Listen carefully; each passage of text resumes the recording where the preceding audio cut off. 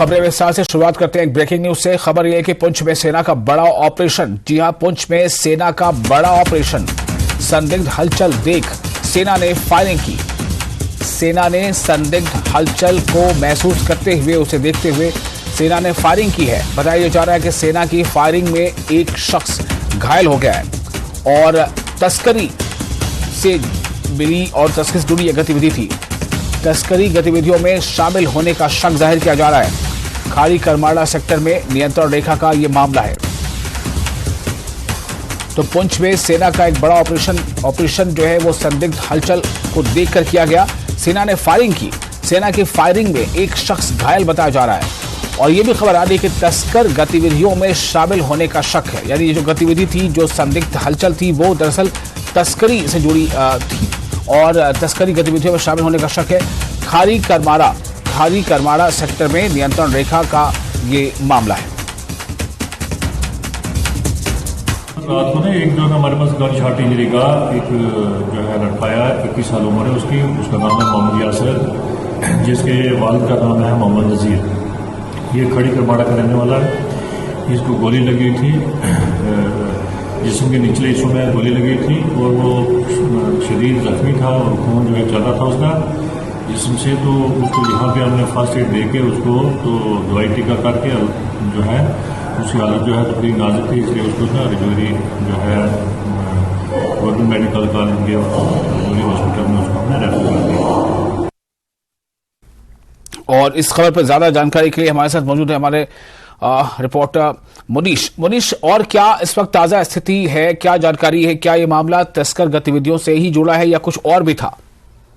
जी विशाल, बिल्कुल अभी तक तो ये मामला जो है तस्करी का ही आ रहा है, क्योंकि जिस तरह जो है रात को करीब 12 बजे के करीब जो है करमाड़ा इलाके में जो है एलओसी पे हलचल देख के बाद आर्मी ने गोलीबारी की और उसके बाद जो है जब सर्च चलाई गई तो एक आदमी जो है घायल मिला, जिसका नाम यासिर है और करीब 21-22 साल उसकी उम्र है और उसे पुंछ के राजा सुखदेव सिंह अस्पताल पहुंचाया गया, जहां से उसकी हालत को गंभीर देखते हुए उसे रजौरी भेज दिया गया है। वहीं दूसरी तरफ देखें तो अभी हम इस समय एलओसी के पास ही खड़े हैं और सेना की तरफ से उस पूरे इलाके में तलाशी अभियान चलाया जा रहा है, क्योंकि सूत्रों का ये कहना है कि कुछ ड्रग्स मिले हैं, लेकिन अभी जो है सेना की तरफ से रिकवरी शो नहीं की गई है। लेकिन तलाशी चलाई जा रही है कि कहीं कुछ और हथियार वगैरह ना हो, क्योंकि जिस तरह का ये इलाका है, इस इलाके में पहले भी इस प्रकार जो है घटना घट चुकी है। और अगर बात करें तो 31 मई 2023 की तो 3 स्थानीय जो आतंकी हैं वो पकड़े गए थे, जिनसे भारी मात्रा में हथियार, गोला बारूद और ड्रग्स जो है पकड़ी गई थी और वो मामला अभी जो है SIA देख रही है। तो कहीं ना कहीं इस इलाके में इस तरह के काफी मामले पेश आ रहे हैं और इसी जहां पर ये घटना हुई है यहीं पर जो है पिछले साल जो है अपना 2 संदिग्ध बैग मिले थे और गोलीबारी में कुछ संदिग्ध भाग गए थे। तो कहीं ना कहीं ये तस्करी का मामला भी है और हो सकता है कि नार्को टेररिज्म से जुड़ा मामला हो। अभी तक इसमें जो है पूरी तरह खुलासा नहीं हो पाया, लेकिन जो प्राथमिक जानकारी है उसमें यही है कि अभी जो है तस्करी का मामला देखा जा रहा है। जी मुनीश, बहुत शुक्रिया आपका तमाम जानकारी के लिए। तो सेना का एक बड़ा ऑपरेशन, जैसी खबर अभी हमें मुनीश बता रहे थे कि दरअसल इसको लेके काफी सतर्कता भी बरती जा रही है और ये हलचल कुछ भी हो सकती थी, लेकिन फिलहाल जो जानकारी उसके मुताबिक पुंछ में सेना ने बड़े ऑपरेशन के तहत वहां फायरिंग की है और दरअसल वहां पर जो है संदिग्ध हलचल सेना ने देखी थी, जिसके जवाब में फायरिंग की है और इस फायरिंग में एक शख्स घायल हो गया है। अभी तक जो रिपोर्ट है उसके मुताबिक तस्करी गतिविधियों में शामिल लोग थे जिनके खिलाफ ही कार्रवाई की गई है।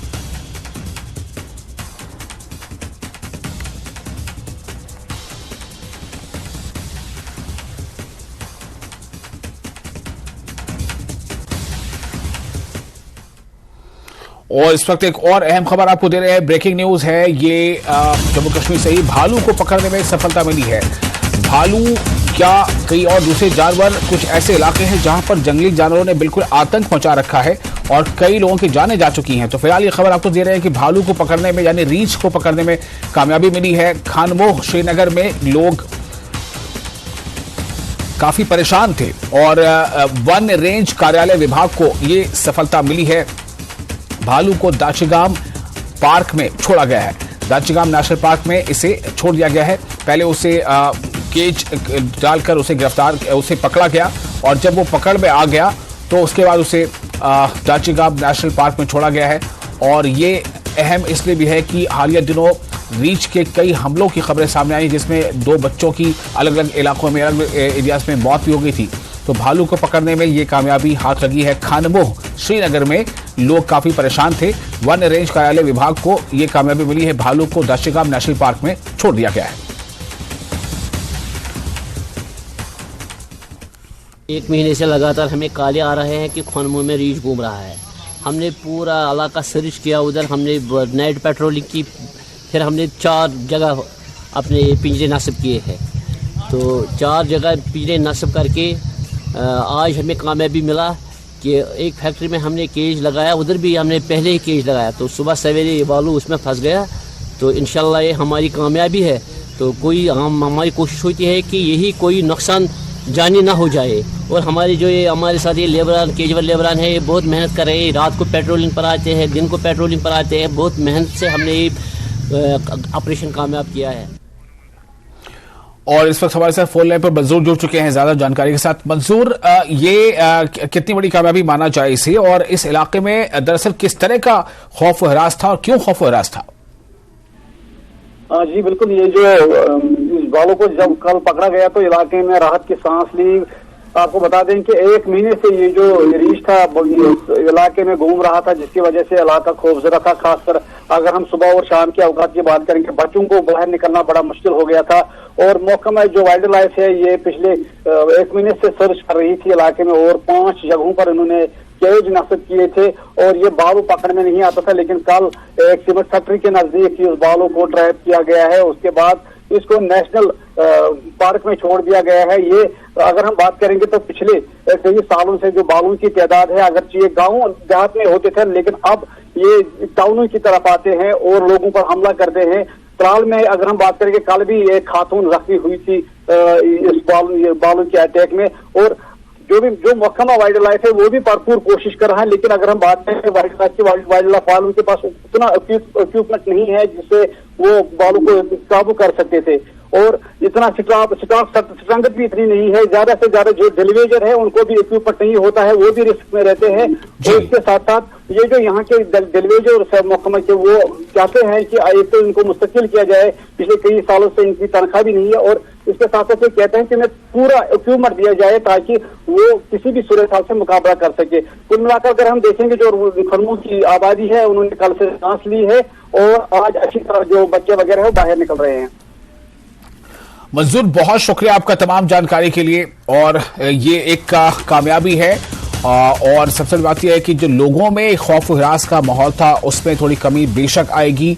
हालांकि कई ऐसे और जानवर हैं, कहीं तेंदुए का आतंक है तो कहीं रीछ का आतंक है, और लगातार कई ऐसे मामले भी अब तक आ चुके हैं कि जब इन लोगों ने जाने तक ले ली है, उसके बाद वाइल्ड लाइफ या दूसरे विभागों ने मिलकर इन्हें तेंदुए या रीछ को पकड़ा है, उन्हें ट्रैंकुलाइज किया है, फिर उन्हें छोड़ा है जू में।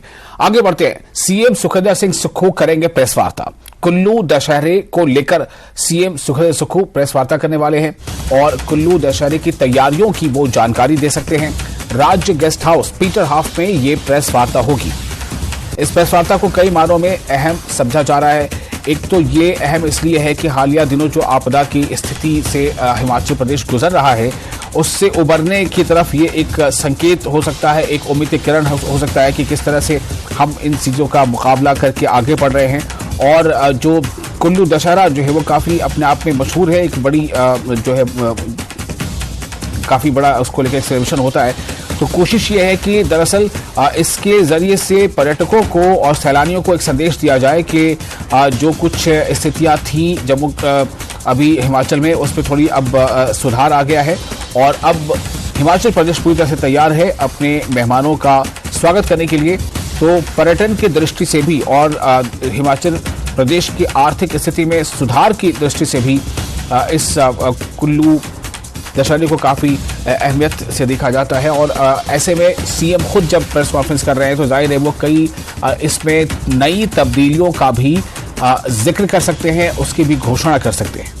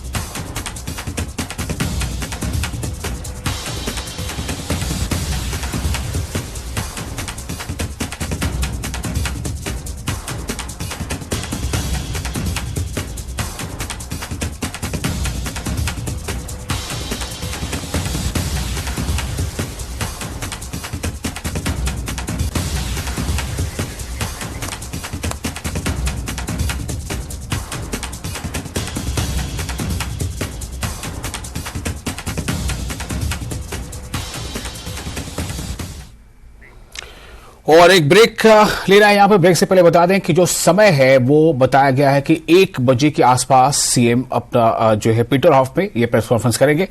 फिलहाल छोटा सा ब्रेक लेते हैं, चलता रहोगे।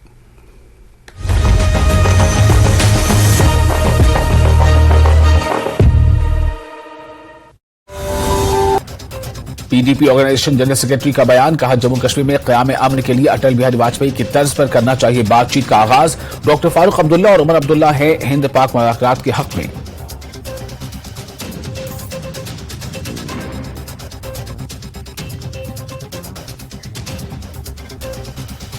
हिमाचल विधानसभा मानसून सत्र का आज चौथा दिन। सदन में सत्ता पक्ष और विपक्ष में जबरदस्त हंगामा देखने को मिला था। एक दिन कबल ही डिप्टी सीएम मुकेश अग्निहोत्री ने प्रस्तुत किया था श्वेत पत्र, दूसरी बार विपक्ष ने किया वॉकआउट। हिमाचल प्रदेश विधानसभा के मानसून सत्र के चौथे दिन विपक्ष ने दूसरी बार किया वॉकआउट। यूनिवर्सिटी संशोधन विधेयक पर चर्चा के दौरान विपक्ष ने वॉकआउट किया। नेता प्रतिपक्ष ने कहा विश्वविद्यालयों की स्वायत्तता प्रदेश सरकार कर रही है खत्म। लोक निर्माण मंत्री विक्रमादित्य सिंह ने विपक्ष पर साधा निशाना, कहा नेता प्रतिपक्ष समेत विपक्षी सदस्य अपनी बात से पलटे, सबसे बड़े पलटू राम जयराम ठाकुर हैं। पूर्व विधानसभा अध्यक्ष विपिन परमार ने सुक्खू सरकार पर लगाया आरोप, कहा विपक्ष की आवाज को दबाया जा रहा है, बार बार वॉकआउट करने पर मजबूर किया जा रहा है। लोकसभा में पास हुआ नारी वंदन अधिनियम, हिमाचल में महिलाओं ने जताई खुशी, पीएम मोदी का जताया आभार। केंद्रीय मंत्री अनुराग ठाकुर ने बिल को बताया ऐतिहासिक।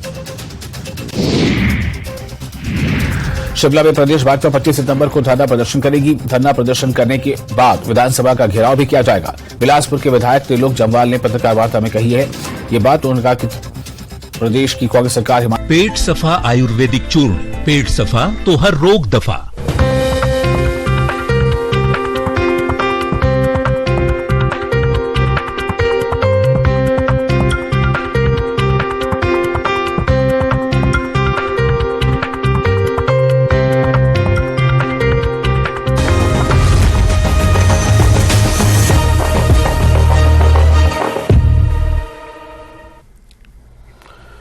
ब्रेक के बारे में फिर आपका स्वागत है। और ब्रेक से पहले जैसा मैंने आपको बताया कि आज सीएम सुखविंदर सिंह सुक्खू एक प्रेस वार्ता करने वाले हैं और इस प्रेस वार्ता को काफी अहमियत से देखा जा रहा है। ये समझा जा रहा है कि सीएम सुक्खू आज कुछ नई और कुछ बड़ी चीजों का ऐलान कर सकते हैं। दरअसल आज ये प्रेस वार्ता करीब 1 बजे है जो राज गेस्ट हाउस पीटरहॉफ में होगी। बताया जा रहा है कि ये प्रेस वार्ता कुल्लू दशहरे को लेकर है। राजेंद्र हमारे साथ फिर से जुड़ चुके हैं। राजेंद्र, एक बार फिर आपके पास मैं आ रहा हूं। सवाल यही है कि प्रेस वार्ता है और सीएम खुद उसमें मौजूद रहेंगे, जाहिर है कुछ बड़ी बात का ऐलान होने वाला है। बिल्कुल वैशाल, जो नई व्यवस्था कुल्लू दशहरे में शुरू कर रहे हैं उसको लेकर मुख्यमंत्री आज प्रेस के माध्यम से लोगों तक ये बात पहुंचाने की कोशिश करेंगे कि क्या क्या परिवर्तन खासकर मार्केट को लेकर और जो पर्यटकों को लेकर है वो किए जा रहे हैं। जो पहली जो खबर हमारे पास सूत्रों के हवाले से जानकारी है उसके अनुसार दर्शनों के लिए एक सेपरेट पाथ भी हो सकता है। वीवीआईपी दर्शन हम इन्हें कह सकते हैं या फिर अलग से दर्शनों के लिए एक प्रबंध सरकार करने की कोशिश कर रही है। भगवान रघुनाथ का रथ जब ग्राउंड में पहुंचता है तो उस दौरान किस प्रकार से व्यवस्थाओं को किया जाएगा उसकी जानकारी मुख्यमंत्री देंगे। इसके अलावा देश विदेश के पर्यटकों को मुख्यमंत्री एक संदेश देने की कोशिश करेंगे कि हिमाचल प्रदेश अब पूरी तरह से सुरक्षित है, बरसात का मौसम निकल गया है और सड़कों को और सभी व्यवस्थाओं को फिर से ठीक कर लिया गया है। तो ऐसे में पर्यटक निसंकोच हिमाचल प्रदेश आ सकते हैं और हिमाचल प्रदेश की प्राकृतिक सुंदरता का आनंद ले सकते हैं। तो इसको लेकर भी मुख्यमंत्री एक संदेश देंगे। और एक व्यापारियों को लेकर जो हर बार कुल्लू दशहरे में आते थे, अपने टेम्परेरी स्टॉल्स लगाते हैं, उनको लेकर भी मुख्यमंत्री की तरफ से संदेश होगा कि यहाँ पर आ सकते हैं, क्योंकि स्थानीय लोग अब मूवमेंट पूरी तरह से चल चुकी है। इसके अलावा पर्यटक अब हिमाचल प्रदेश आना शुरू कर रहे हैं। तो ऐसे में व्यापारी भी जो अलग अलग स्थानों से, देश भर के अलग अलग स्थानों से कुल्लू पहुंचते थे, अपने स्टॉल्स लगाते थे अलग अलग चीजों के, वो भी अब निसंकोच हिमाचल प्रदेश आ सकते हैं और अपने स्टॉल्स फिर से शुरू कर सकते हैं। तो तमाम चीजों को लेकर और जो आशंकाएं विपक्ष की तरफ से व्यक्त की जा रही हैं उनको भी दूर करने की कोशिश करेंगे। कुल्लू दशहरे के प्रबंधन को लेकर, और जनता के बीच में एक विश्वास मुख्यमंत्री दिलाने की कोशिश करेंगे कि कुल्लू दशहरा उसी प्रकार से चलेगा जैसे पिछले कई वर्षों से चला आ रहा है। दरअसल आपदा के बाद ये पहला बड़ा आयोजन है जो हिमाचल प्रदेश में होने जा रहा है, तो ऐसे में मुख्यमंत्री इस आयोजन के सहारे, इस धार्मिक आयोजन के सहारे एक संदेश पर्यटन क्षेत्र से जुड़े हुए लोगों को भी देना चाहेंगे कि अब हिमाचल प्रदेश में कारोबार फिर से शुरू होने का समय आ गया है। सारी चीजें सामान्य हो चुकी हैं, सड़कें दुरुस्त हो चुकी हैं और सभी चीज व्यवस्थाएं अपने स्थान पर हैं। तो ऐसे में ये इस आयोजन का लाभ जरूर उठाना चाहेंगे।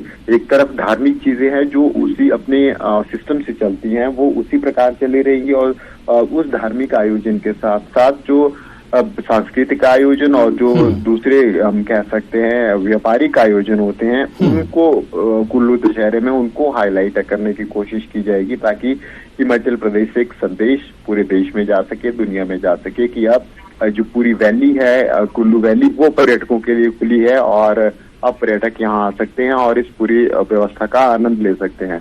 मुख्यमंत्री के अलावा CPS सुंदर ठाकुर भी वहाँ पर मौजूद रहेंगे। इसके अलावा मनाली से विधायक है, उनके भी मौजूद रहने की उम्मीद है, और जिला के कुछ और नेता भी मौजूद रह सकते हैं। तो हम कह सकते हैं कि इस प्रेस कॉन्फ्रेंस के माध्यम से पूरे प्रदेश में, देश में एक संदेश देने की कोशिश कांग्रेस और हिमाचल सरकार करेगी, ताकि फिर से पर्यटन सेक्टर को बढ़ावा दिया जा सके।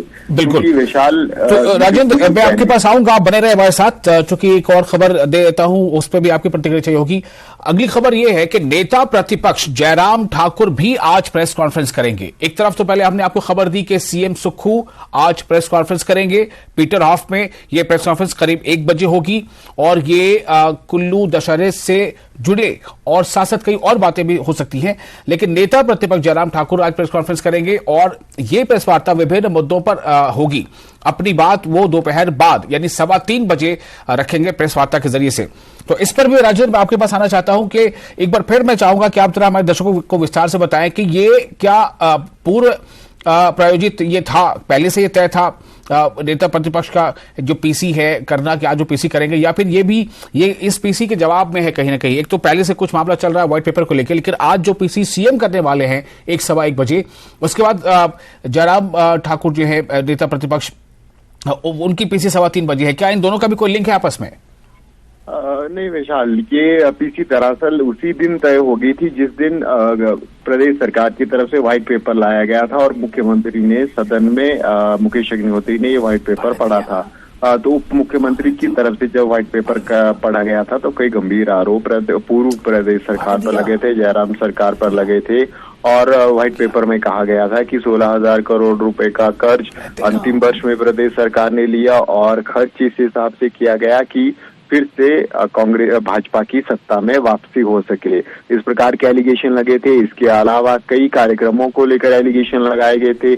जनमंच को लेकर बड़े सवाल खड़े किए गए थे कांग्रेस की तरफ से, जनमंच कार्यक्रम को लेकर, तो तमाम, और कर्ज को लेकर सवाल कांग्रेस की तरफ से खड़े किए गए थे। कुल मिलाकर फिजूल खर्ची का एलिगेशन उप मुख्यमंत्री की तरफ से भाजपा के ऊपर लगाया गया था, तत्कालीन जयराम सरकार के ऊपर लगाया गया था। अब इन्हीं सवालों का जवाब देने के लिए आज नेता प्रतिपक्ष और पूर्व मुख्यमंत्री जयराम ठाकुर 3:15 बजे प्रेस कॉन्फ्रेंस करेंगे और प्रेस कॉन्फ्रेंस के माध्यम से एक संदेश देने की कोशिश करेंगे कि पूर्व की सरकार ने जो खर्च किए हैं वो सरकारी खर्च हैं, वो आवश्यक खर्च हैं जो किए जाने थे। जितने भी कार्यक्रम हैं वो तमाम कार्यक्रम केंद्र सरकार की तरफ से आए हैं, प्रदेश सरकार की तरफ से कार्यक्रमों का आयोजन किया गया। इसके अलावा सैलरी और वेजेस हिमाचल प्रदेश में एक बड़ी दिक्कत अब धीरे धीरे प्रदेश सरकार के समक्ष बनती जा रही है। रिटायर्ड कर्मचारियों की संख्या और वर्तमान कर्मचारियों की संख्या, इन सब को मिलाकर पेंशन और जो सैलरी दी जाती है वो अब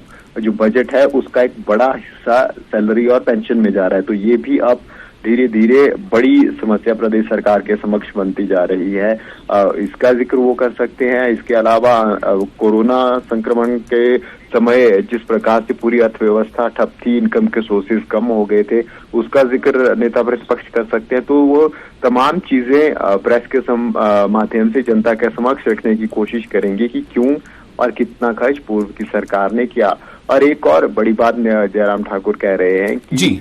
अगर कांग्रेस को व्हाइट पेपर लाना था प्रदेश की आर्थिक स्थिति के ऊपर तो पिछली 2 सरकारों का या 3 सरकारों का व्हाइट पेपर लाते, ताकि पिछली सरकारों के खर्च के हिसाब से पूर्व की जयराम सरकार के खर्च को कंपेयर किया जा सकता और ये डिफरेंस निकाला जा सकता कि कहाँ सरकार की तरफ से, पूर्व की जयराम सरकार की तरफ से अधिक खर्च हुआ है, उसके पर सवाल उठाया जा सके। यही बात जयराम ठाकुर बार बार कह रहे हैं कि ये आर्थिक पेपर नहीं है, व्हाइट पेपर इकोनॉमिक कंडीशन के ऊपर नहीं है, पॉलिटिकल सिचुएशन के ऊपर व्हाइट पेपर लाने की कोशिश की जा रही है, जो प्रदेश की जनता को गुमराह करने की बात जयराम ठाकुर कह रहे हैं कि बार बार सरकार की तरफ से गुमराह लोगों को किया जा रहा है और ये दिखाने की कोशिश की जा रही है कि ये जो कर्ज और अदायगी 90,000 करोड़ रुपए से अधिक की हो गई है हिमाचल प्रदेश की, ये सिर्फ पूर्व सरकार की है। उनका कहना है कि पूर्व की विभटल सरकार, पूर्व की धूमल सरकार और तमाम सरकारें भी इसके लिए जिम्मेदार हैं। चलिए, बहुत शुक्रिया आपका राजीव तमाम जानकारी के लिए। तो आज 2 अहम जो है कह सकते हैं कि बड़ी खबरें हैं। एक तरफ सीएम सुक्खू आज प्रेस कॉन्फ्रेंस करने वाले हैं 1:15 बजे करीब पीटर हाफ में। उसमें खासतौर से वो कुल्लू दशहरे के बारे में क्या नई चीजें हैं, क्या कुछ एडिशन है, उसके बारे में बताएंगे। जबकि दूसरी तरफ जयराम ठाकुर भी, जो नेता प्रतिपक्ष है, वो भी प्रेस कॉन्फ्रेंस करेंगे 3:15 बजे। देखना यह होगा कि दोनों के प्रेस कॉन्फ्रेंस किस तरह की बातें सामने आती हैं। और इसके बाद अगली खबर की तरफ रुख करते हैं। अगली खबर है आज वंदे भारत ट्रेनें हैं उनको लेकर। दरअसल आज पीएम मोदी हरी झंडी दिखाएंगे करीब 9 वंदे भारत ट्रेनों को। 9 वंदे भारत ट्रेनों को आज हरी झंडी दिखाई जाएगी और कोई और नहीं बल्कि खुद पीएम मोदी हरी झंडी दिखाएंगे। 11 राज्यों के लोगों को इससे फायदा होगा। 11 राज्यों के लोगों को इसका फायदा होगा। बढ़ेगी 11 राज्यों में कनेक्टिविटी। तो पीएम मोदी आज 9 वंदे भारत ट्रेनों को हरी झंडी दिखाने जा रहे हैं। इसका सीधा फायदा 11 राज्यों के लोगों को पहुंचेगा और इन 11 जो 9 राज्य हैं या 9 ट्रेनें हैं, ये 11 राज्यों में जो कनेक्टिविटी है, इन 9 ट्रेनों की वजह कर कनेक्टिविटी बेहतर होगी, कनेक्टिविटी बढ़ेगी।